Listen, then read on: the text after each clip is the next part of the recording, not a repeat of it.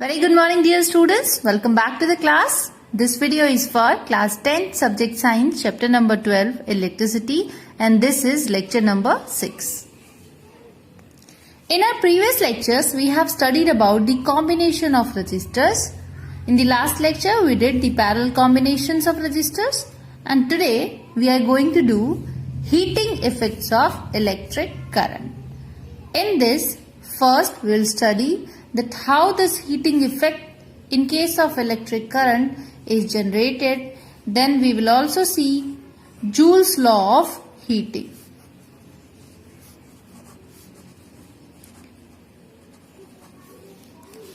Then further in the lecture we will see the practical applications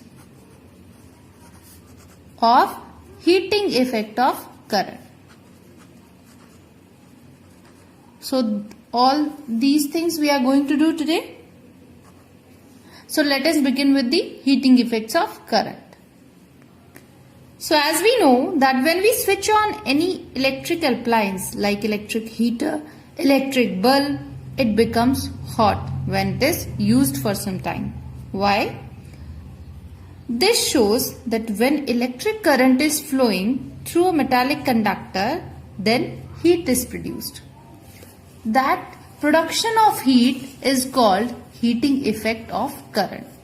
So this can be expressed in this language that the production of heat in a conductor due to the flow of electric current through it is called heating effect of electric current. In heating effect of electric current, electrical energy is being converted into heat energy. Now let us try to understand that how the electrical energy is being converted into heat energy when a current is flowing in a metallic conductor. So here we have a conductor. We know that in a conductor there are lots of free electrons. So we have a large number of free electrons in a conductor.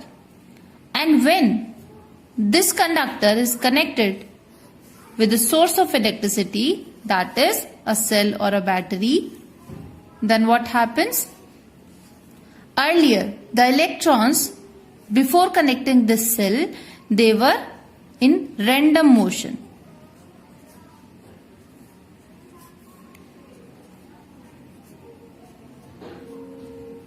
This way.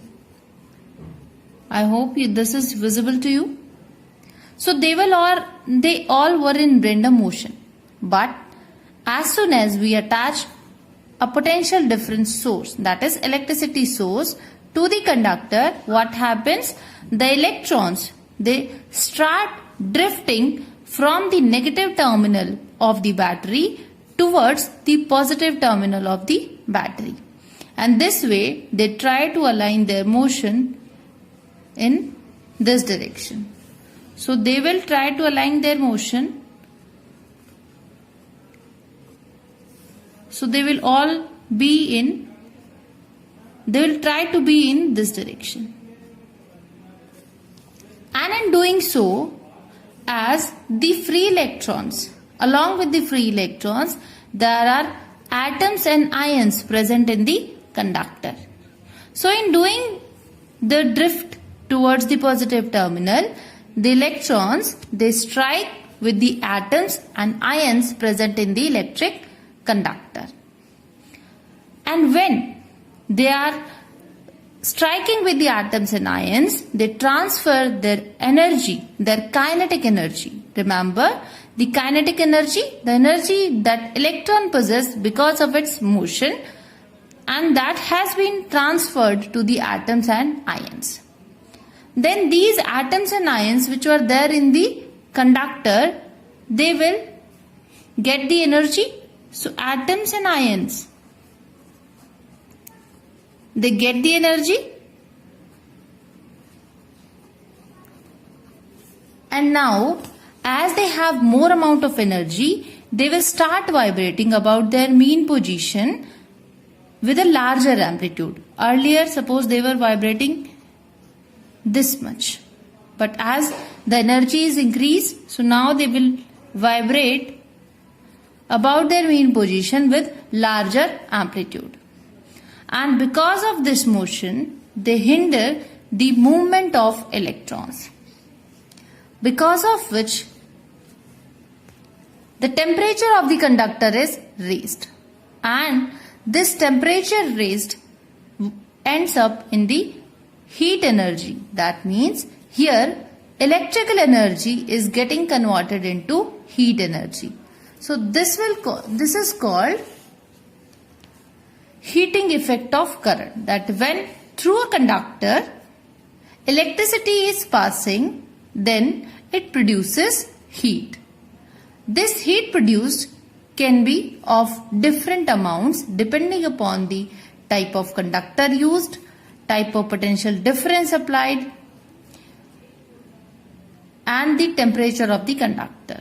So, how we will calculate that what is the amount which is produced in a conductor when a particular amount of current is flowing. So, let us derive a formula for it. So, to calculate amount of heat produced, let us have one conductor connected with a potential difference source, or you can say the source of electricity. Here we have a cell which is having positive and negative terminals, and this is our conductor which is having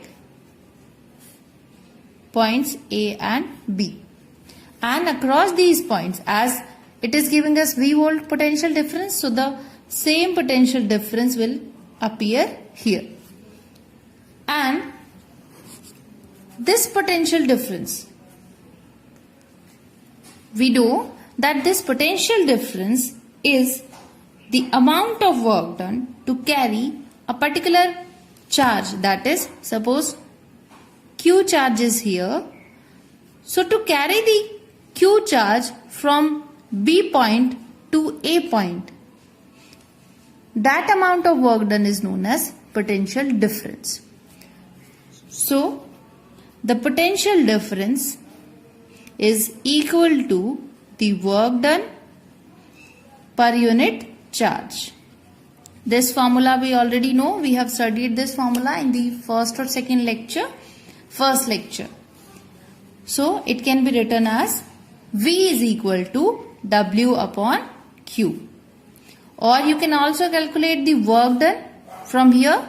So W will be V into Q. So this is our equation number 1. Now we have the work done. Let I current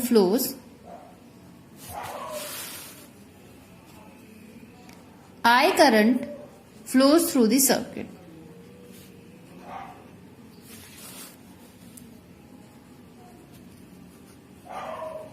Then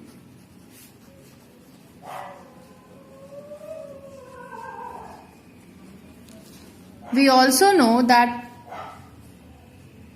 Q charge which is flowing per unit time is always equal to the current flowing through the circuit. What is current? Charge flowing through any cross section of a conductor per unit time is known as the current flowing through it. Remember, the cross section of the wire or the conductor should be uniform. So here we have Q upon T is equal to I. So here from here we can calculate the charge or Q. So Q will be cross multiply. Here we don't have anything, so we'll suppose 1. So it will be I into T. This is our equation number 2. So if we substitute the value of Q from equation 2 to our equation number 1. So what we do have? Our equation number 1 is W is equal to V into Q. And when we substitute the value of Q from equation 2 here, then V into I into T. So this will be our work done to carry a charge from point B to point A in a conductor when V volt potential difference is applied and I current is flowing through the conductor for T time. And we also know that amount of energy is always equal to the work done. That means what kind of energy we are talking about? Heat energy. So this is the amount of heat generated when potential difference of V volt is applied, I current is flowing for T time. So this would be the heat energy produced. It can also be written as heat. So we know heat is equal to V, I and T. So this will be our formula for heat energy generated through an electric conductor. Just remember this formula because it will help to find out the heat generated in case we have been provided with the potential difference, current and time. And the units will be joule because energy is having its units in joule and work is also having its units in joule. Or here you can see volt, ampere and second. The unit of potential difference is volt, I, ampere, time, second. Now we have heat energy or work done is equal to V into I into T, where V is potential difference, I is the current flowing through the circuit and T is the time. Now according to V is equals to IR, that is our Ohm's law, we can modify this formula according to our requirements. How? As we have V is equal to IR. If we substitute the value of V from this equation into this equation, suppose this is our first equation, this is our second equation, then heat energy will become, because on the place of V we will write IR, I, T, I square R, T.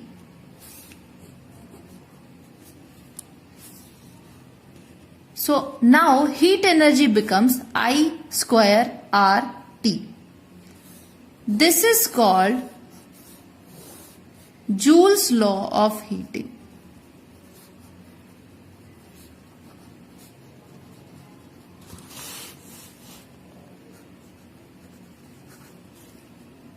Now, how to define or how to state Joule's law of heating? As we have the formula for it, H is equal to I square R T.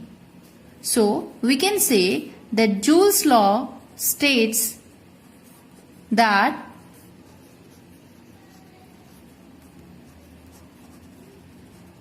heat energy is directly proportional to the square of the current flowing through the conductor. Equation 1. Heat energy generated is directly proportional to the resistance of the conductor. Equation 2. And heat energy is also directly proportional to the time for which the current is flowing through the circuit. And this becomes our equation number 3. So when we combine these three equations, we have H is directly proportional to I square R T.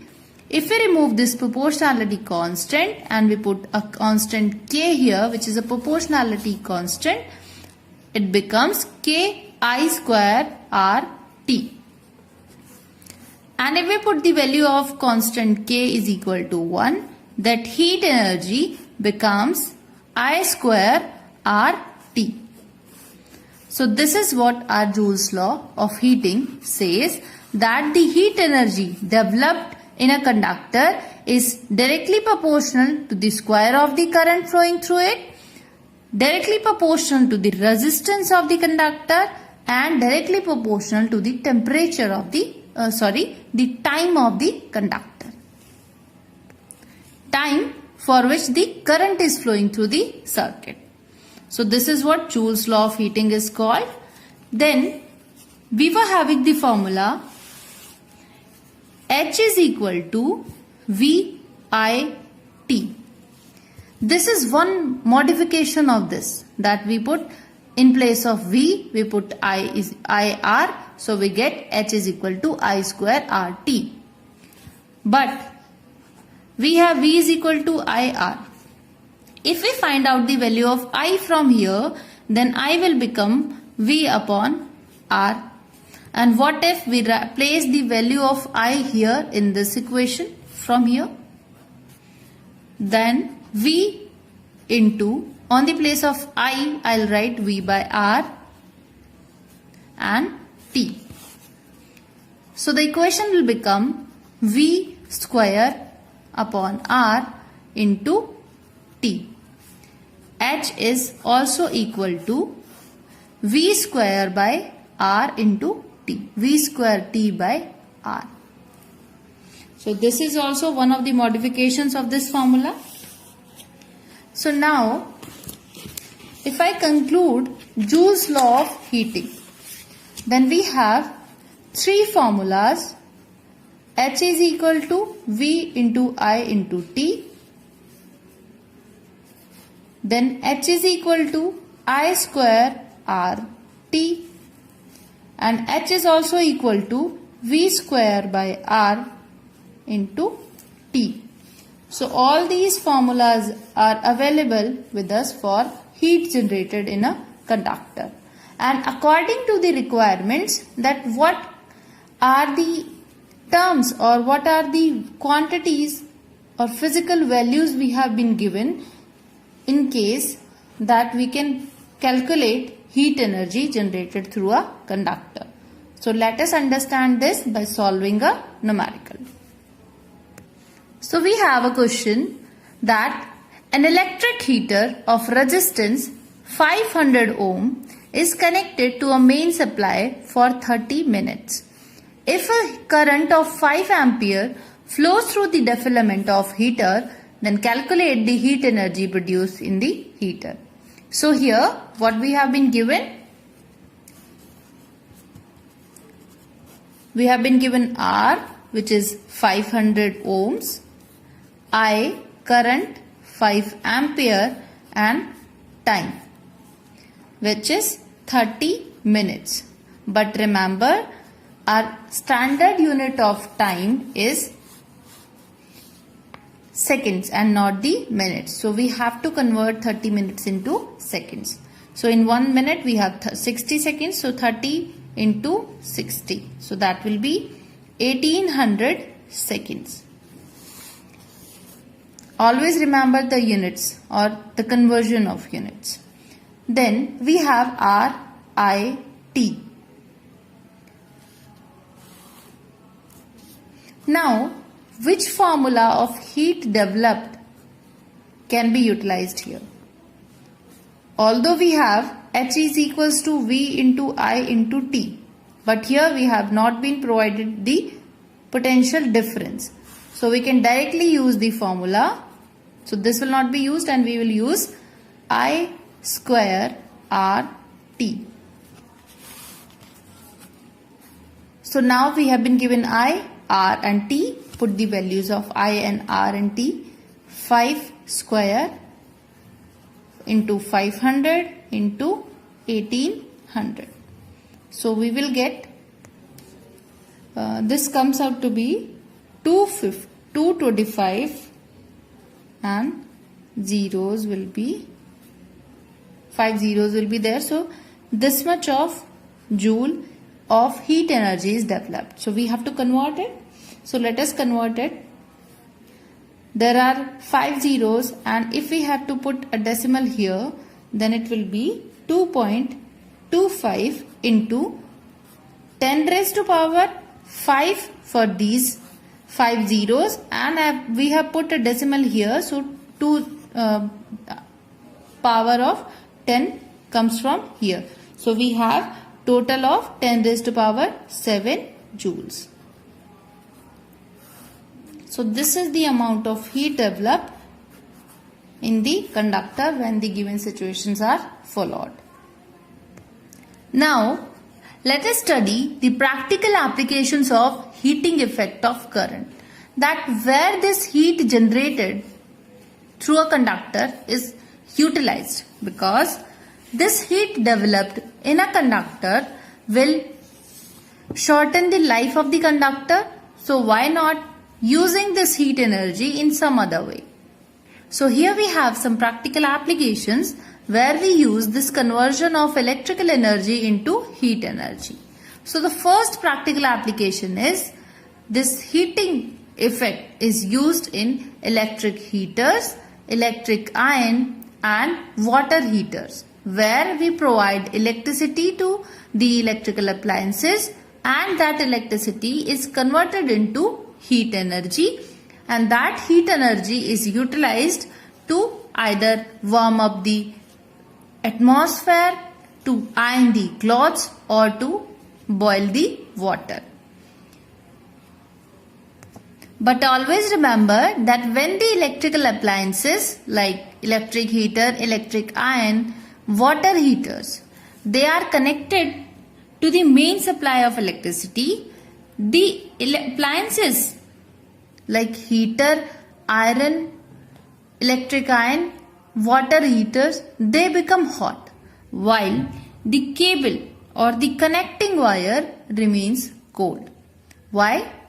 Because the conducting material which is used in the conducting wire is different than the element, or you can say the element of heater or material of heater, iron and water heaters.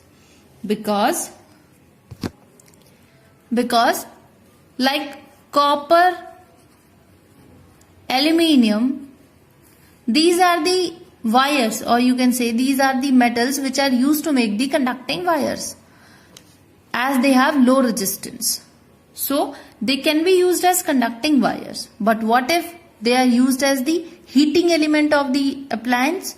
Then because of these metals are having very low resistivity and they are good conductors, so they will produce very less amount of heat, or you can say a large amount of potential difference will be required, or the current should flow for a very long time to produce a large amount of heat through these materials. And that is why instead of using pure metals to make the filaments of heater, iron, we use alloys of the metals to make filaments of heater, iron or water heaters. And in doing so, the reason is that alloys, which are the mixture of the metals, they have high resistance, high melting and boiling points. So alloys are basically used to make the filaments of the electric heater, iron and water heaters, and the connecting wires are of copper and aluminium. So this is the reason why these filaments get heated, and conversion of electrical energy to heat energy taking place in these filaments, not the connecting wires, because they have very less resistance, and that we know that heat energy is directly proportional to the resistance of the material. So when the resistance is very high, then heat energy developed is also very high. So alloys are having this property that they have a very high resistance as compared to the pure metals. So alloys are used. For example, nichrome is generally used to make the heating filaments of heaters and irons, because nichrome is having a very high resistance, high melting and boiling points. So a large amount of heat is produced in the element of electric heater. Thus the filament of electric heater becomes red hot. However, the heat produced in the pure metals is very small and hence they are not heated up. Then the next practical application is electric bulb glows when electric current is flowing through it. As we know that in an electric bulb we have an insulated base over which a tungsten filament is used as the heating element, and this heating element is enclosed in the glass covering, and this glass covering is filled with some inactive, or you can say some inert gases like argon. As we know that the bulb filament is made up of tungsten. A thin wire of tungsten is used to make the filament of electric bulb.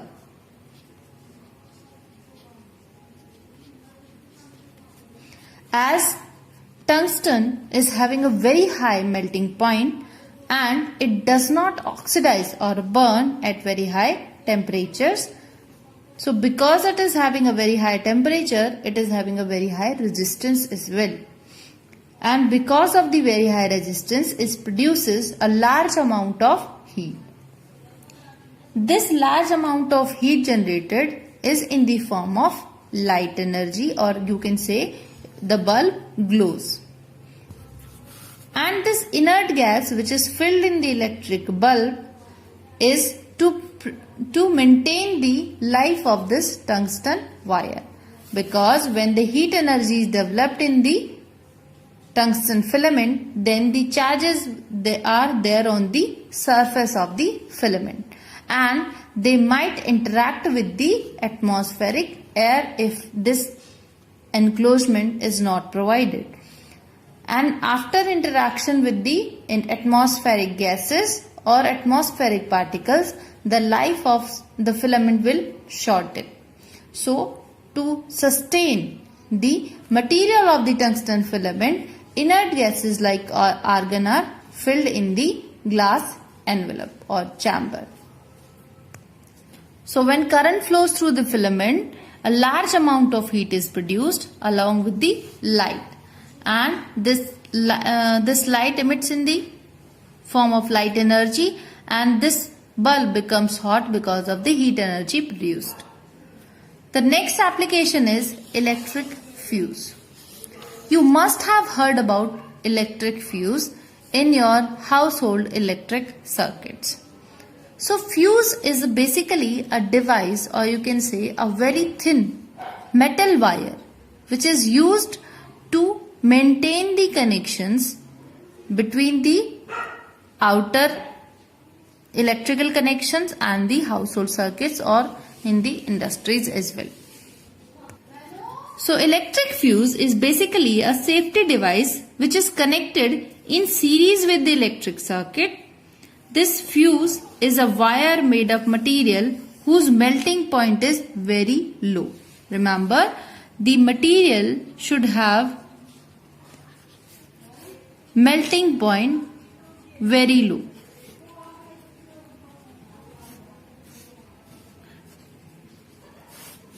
Why? Because when the large amount of current flows through the circuit, then large amount of heat is also developed. We know about it as we have studied the heating effect of current. That means when large amount of current is flowing through the circuit, then high amount of heat is generated. So very large amount of heat is developed. And because of this heat, the connections, or you can say the connecting wires of many of the electrical appliances can melt and they can cause short circuit. So short circuit is basically a process in which, because of the very high resistance or a very high amount of heat developed, the connecting wire melts. and because of the melting of connecting wire, there is a short circuit, in which we can say that the resistance becomes very high, so it stops the flow of current. So this technique we can use, that if we use a material of low melting point in case of as a safety device, then what will happen if a large amount of current is flowing through the circuit? Then this material or this safety device, this thin wire, will get melted and the connection will be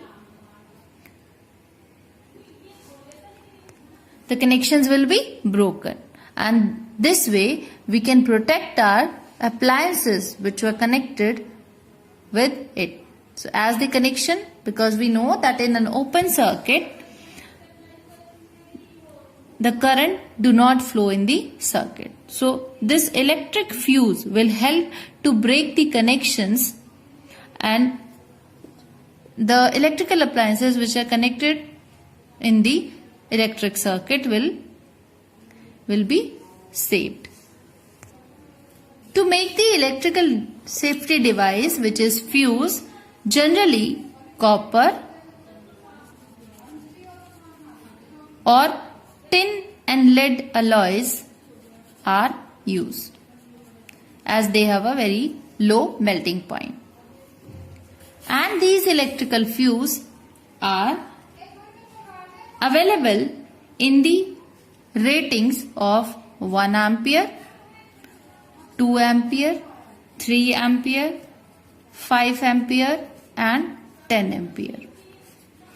So according to the requirements of the electric circuit, any one of them can be chosen as a safety device for that electric circuit.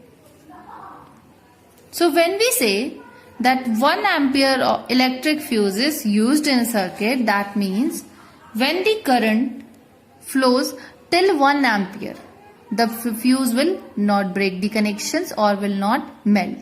But as the current exceeds the value of the rating of the electric fuse, that is, when it exceeds from 1 ampere, the electric fuse will melt and will break the connection, and that's how we can save our electrical appliances from burning. Now let us see today's homework, and in today's homework you have 3 questions, in-text questions at page number 218. Question number 1 is, why does the cord of an electric heater not glow while the heating element does? Question number 2 is, compute the heat generated while transferring 96,000 coulombs of charge in 1 hour through a potential difference of 50 volts. Question number 3 is, an electric iron of resistance 20 ohm takes a current of 5 ampere. Calculate the heat developed in 30 seconds. Now let us see the homework solutions of lecture number 5. In lecture number 5, we were having 5 in-text questions from question number 1 to 5. So here we have question number 1. Judge the equivalent resistance when the following are connected in parallel. First case 1 ohm and 10 raised to power 6 ohm, and second case 1 ohm, 10 raised to power 3 ohm and 10 raised to power 6 ohms. So always remember one thing, that when the resistances are connected in parallel, then the equivalent resistance or the effective resistance will always be equal to less than the least resistance among the combination of parallel resistors. So as we are not supposed to calculate the value of the resistance here, we have to judge or give an idea of equivalent resistance. So the least resistance here in the circuit is 1 ohm. So the equivalent resistance of parallel combination will be less than 1 ohm. This we can also calculate by, as we have R1 as 1 ohm R2 as 10 raised to power 6. That means we have 6 zeros, this much ohm. Now, if we calculate the equivalent resistance, that will be 1 upon Rp. So 1 upon 1 plus 1 upon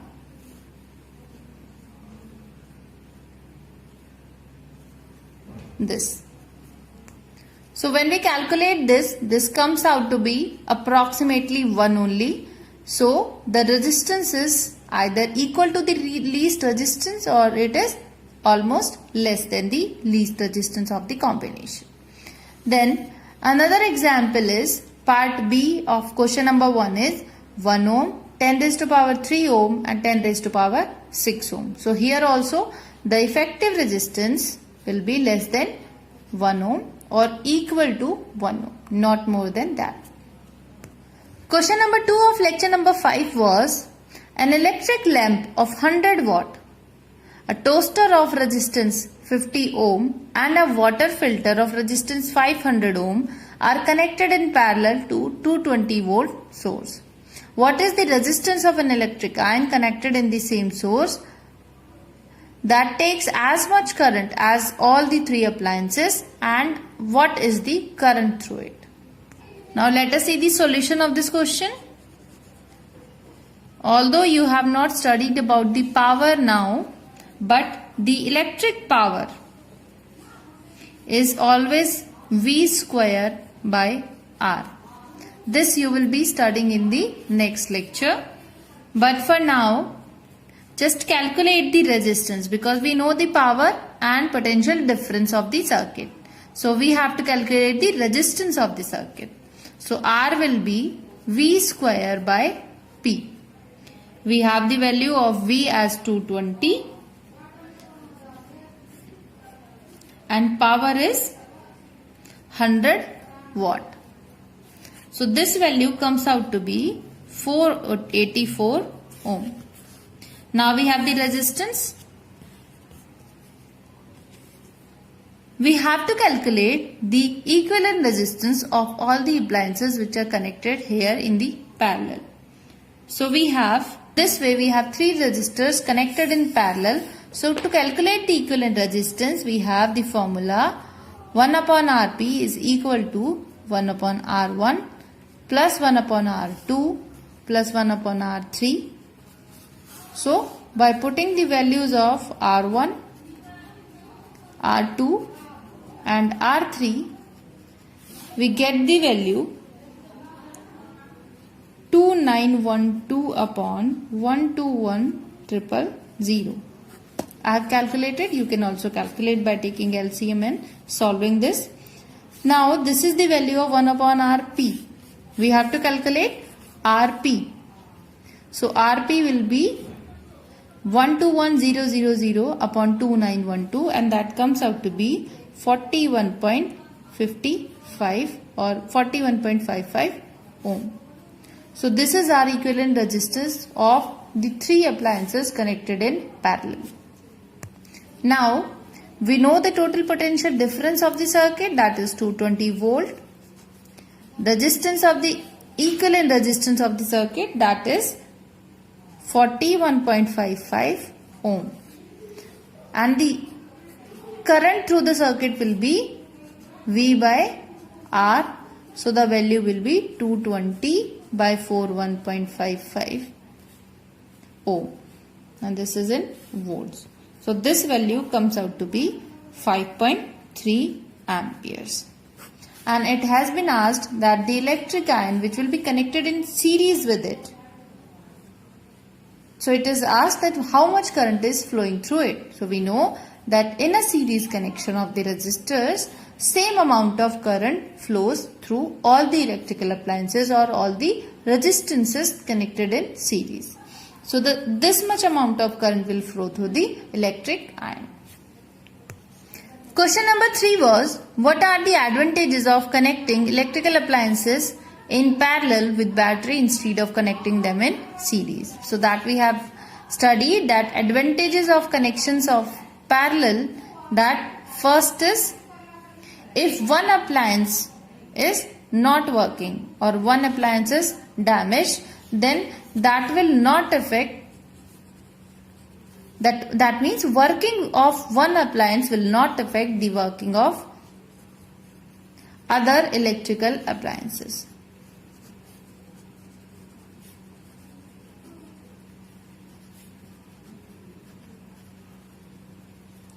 Second, using a switch, we can use as many appliances as we want according to our needs. So, it is not necessary that all the appliances will work when the current is flowing. We can switch off and on the appliances according to our wish and requirements. The third application is that same potential difference is applied through the ends of all the electrical appliances, and because of the same potential difference, every electrical appliance can draw the current according to its requirements, which is necessary for all the electrical appliances. So these are the advantages of connecting electrical appliances in parallel with battery instead of connecting them in series. 4 is, how can 3 resistors of resistance 2 ohm, 3 ohm and 6 ohm be connected to give a total of 4 ohm and 1 ohm. So we have been provided R1, R2 and R3 as 2, 3 and 6 ohm. Now we have to get the resistance of 4 ohm. So it's obvious that they cannot be connected in series. So let us try the parallel combinations of both. If we connect 2 and 3 in parallel, that means the combination will be, the equivalent resistance of this combination will be calculated as 1 upon 2 plus 1 upon 3. And if the third is connected in series, then that will make the resistance more than 4, because directly adding up 6 gives a value higher than 6. So this is not possible. Another way is, if we take 2 in series with the combination of 3 ohm and 6 ohm resistance in parallel with each other, then the effective resistance, because first we have to calculate the effective resistance of these resistances, so they cannot be connected directly added up to 2 ohm. So first we have to calculate the resistance when R2 and R3 are connected in parallel with each other. Then effective resistance will be 1 upon 3 plus 1 upon 6. LCM comes out to be 6, and here we will have 2, 1, 3 by 6. So 1 by 2. So this 1 by 2, if we calculate Rp from here, then we will take the reverse of it, and Rp is 2 ohm. If we add this equivalent resistance of two resistors connected in parallel with the third one, then if we connect R1 to Rp in series, so that will give us a resistance of 4 ohm, which is required in the first part. Then in the second part, we have been asked to get the resistance, equivalent resistance as 1 ohm. That means in B part, we have to connect all the 3 appliances in parallel with each other. So we have R1, R2 and R3. To get the equivalent resistance, let our equivalent resistances Rp. Put the values of R1, R2 and R3. So we have 1 upon 2 upon 1 upon 3 plus 1 upon 6. So the LCM comes out to be 6. Here we have 3 plus 2 plus 1, that gives 6 upon 6. That means it gives a value of 1 ohm, which is required in the question. So by connecting the R1, R2 and R3 in series parallel combinations, we can get a resistance of 1 ohm. Question number 5 is, what is A. highest, B. lowest total resistance that can be secured by a combination of 4 coils of resistances 4 ohm, 8 ohm, 12 ohm and 24 ohm. So the part A is saying highest resistance. So that can be secured by combining these 4 coils in series, because in series connections we directly add up the resistances. So in series, if we connect 4 coils in series, then the equivalent resistance of series combination will be 4 ohm, 8 ohm plus 12 ohm plus 24 ohm. So this comes out to be 48 ohms, which is the maximum value which we can get by combining these 4 coils. The second part says the lowest. So the lowest connection can be secured by combining these 4 coils in parallel with each other. So when we connect them in parallel, equivalent resistance will be, this P should be written as subscript. So 1 upon 4 ohm plus 1 upon 8 ohm plus 1 upon 12 ohm and 1 upon 24 ohm, as the formula is 1 upon Rp is equal to 1 upon R1 plus 1 upon R2 plus 1 upon R3 and so on. Now we have to take the LCM. So let us do that.